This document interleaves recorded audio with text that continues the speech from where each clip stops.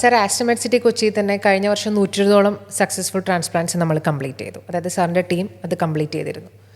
ഇപ്പോഴും കേരളത്തിൽ അങ്ങോളം ഇങ്ങോളം ആൾക്കാർ ലിവറുമായിട്ടുള്ള അസുഖമായിട്ട് മുന്നോട്ട് പോയി ലിവർ ട്രാൻസ്പ്ലാന്റ് എന്നുള്ള ഒരു സർജറിയിലേക്ക് എത്താതെ വഴിമാറി സഞ്ചരിച്ച് മരണത്തിലേക്ക് പോകുന്ന ആൾക്കാരാണ്.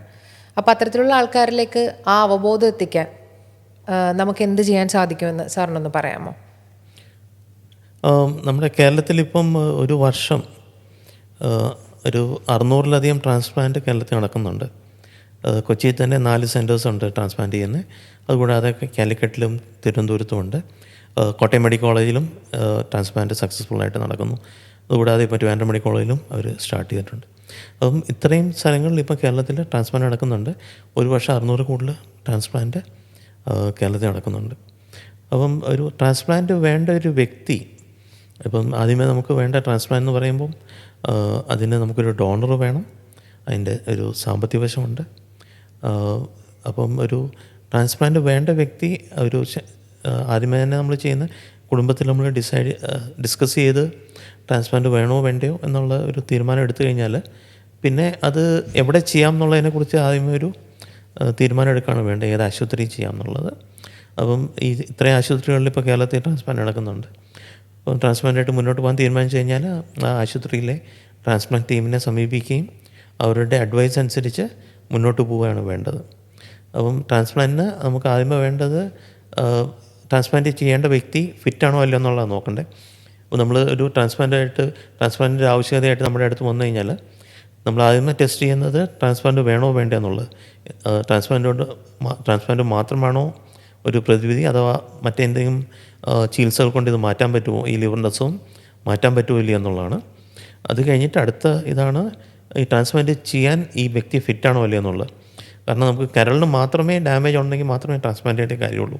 ബാക്കി അവയവങ്ങൾ നമ്മുടെ കിഡ്നി, ഹാർട്ട്, ലങ്സിനെയൊക്കെ ബാധിച്ചു തുടങ്ങിക്കഴിഞ്ഞാൽ പിന്നെ നമ്മൾ ട്രാൻസ്പ്ലാന്റ് ചെയ്തതുകൊണ്ട് നല്ലൊരു റിസൾട്ട് കിട്ടിയില്ല. അപ്പോൾ അതിന് പുള്ളി ട്രാൻസ്പ്ലാന്റ് ഫിറ്റാണോ എന്ന് നോക്കണം. ട്രാൻസ്പ്ലാന്റ് വേണ്ട ഒരു വ്യക്തിയാണെങ്കിൽ അത് ഫിറ്റാണോ എന്ന് നോക്കണം. ആ വ്യക്തി ട്രാൻസ്പ്ലാന്റ് ഫിറ്റാണെങ്കിൽ പിന്നെ വേണ്ടത് നമുക്കൊരു ഡോണറാണ്. അപ്പം ഡോണർ എന്ന് പറയുമ്പം ബ്ലഡ് ഗ്രൂപ്പ് മാച്ചിങ് മാത്രമേ നമ്മൾ ലിവർ ട്രാൻസ്പ്ലാന്റിന് ചെയ്യാറുള്ളൂ. അപ്പോൾ എ ഗ്രൂപ്പ് ആണെങ്കിൽ എ അല്ലെങ്കിൽ ഒ ഗ്രൂപ്പുള്ള ഒരു ഡോണർക്ക് ലിവർ കൊടുക്കാൻ പറ്റും. അപ്പം എ അല്ലെങ്കിൽ ഒ ഗ്രൂപ്പുള്ള 18 തൊട്ട് 55 വയസ്സ് വരെയുള്ള വേറെ അസുഖങ്ങളൊന്നും ഇല്ലാത്ത ഒരു ഹെൽത്തി ആയിട്ടുള്ള ഡോണർക്ക് എ ഗ്രൂപ്പുള്ള ഒരു വ്യക്തിക്ക് ഡൊണേറ്റ് ചെയ്യാൻ പറ്റും. ബി ആണെങ്കിൽ ബി അല്ലെങ്കിൽ ഒ ഗ്രൂപ്പ്, ഒ ആണെങ്കിൽ ഒ ഗ്രൂപ്പിന് മാത്രമേ പറ്റൂ.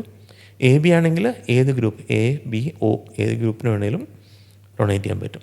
അതിൽ പോസിറ്റീവ് നെഗറ്റീവ് നമ്മുടെ RH ഫാക്ടർ നമ്മൾ നോക്കാറില്ല. എ ആണെങ്കിൽ എയോ അല്ലെ ഒ ഗ്രൂപ്പുള്ള ആർക്കും ഡൊണേറ്റ് ചെയ്യാൻ പറ്റും.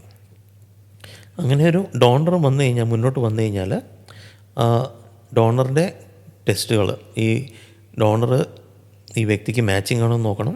അപ്പോൾ 2 കാര്യങ്ങളാണ് മാച്ചിങ് നോക്കുന്നത്. ഒന്ന് ബ്ലഡ് ഗ്രൂപ്പ്, ഞാൻ പറഞ്ഞല്ലോ ബ്ലഡ് ഗ്രൂപ്പ്. 2 ലിവറിൻ്റെ സൈസ്. ലിവറിന് നമുക്കറിയാം റൈറ്റും ലെഫ്റ്റും 2 ലോബുണ്ട്. അപ്പം ഒരു അഡൽട്ടാണെങ്കിൽ, ഒരു മുതിർന്ന ആളാണെങ്കിൽ നമ്മൾ റൈറ്റ് ലോബാണ് കൊടുക്കാൻ.